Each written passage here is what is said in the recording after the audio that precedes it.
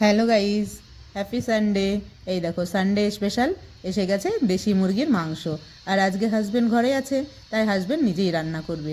এই দেখো ওনার মতো করে উনি সমস্ত কিছু জোগাড় করে নিয়েছে।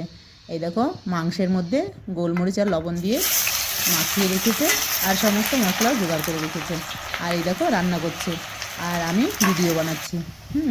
আজকে ভিডিওটা আমি বানিয়েছি। ভিডিওটা কেমন হয়েছে একটু বলো, কিন্তু আগের দিকে শুরুর দিকের ভিডিওটা আমি বানাইনি, কিন্তু হ্যাঁ না, আমি এখন থেকে চালু করছি। দেখো যেটুকুন যেটুকুন খুব ভালো হচ্ছে সেটা আমি বানিয়েছি, হ্যাঁ না।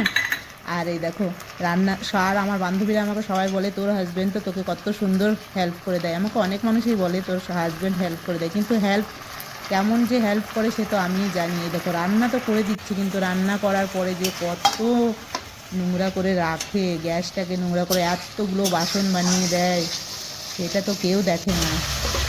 সবাই ভাবে যে আমাকে কত হেল্প করে দেয়। এই দেখো হেল্প তো করে দেয়, কিন্তু কি বলবো, আর পুরো ভিডিও যদি তোমাদেরকে দেখাতে পারতাম না তো দেখতে তোমরা।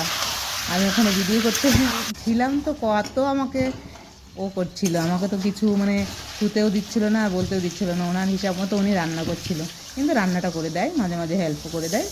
এই দেখো ওনার মাংস কষানো হয়ে গেছে, দিয়ে দিল জল।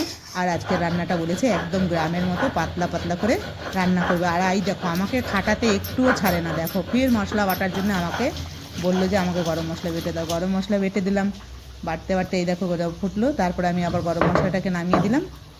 তারপরে আবার এখন আমার ছেলে এসে গেছিলো, এইটুকুন ভিডিও আমার ছেলে করে দিয়েছিল আমাকে।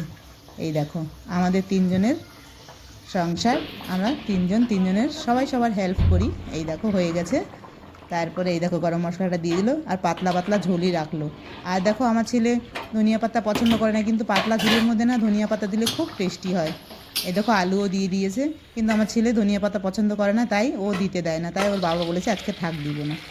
আর দেখো দেশি মুরগির ঝোল পাতলা পাতলা, এইরকম দেশি মুরগির ঝোল পাতলা পাতলা কার কার পছন্দ।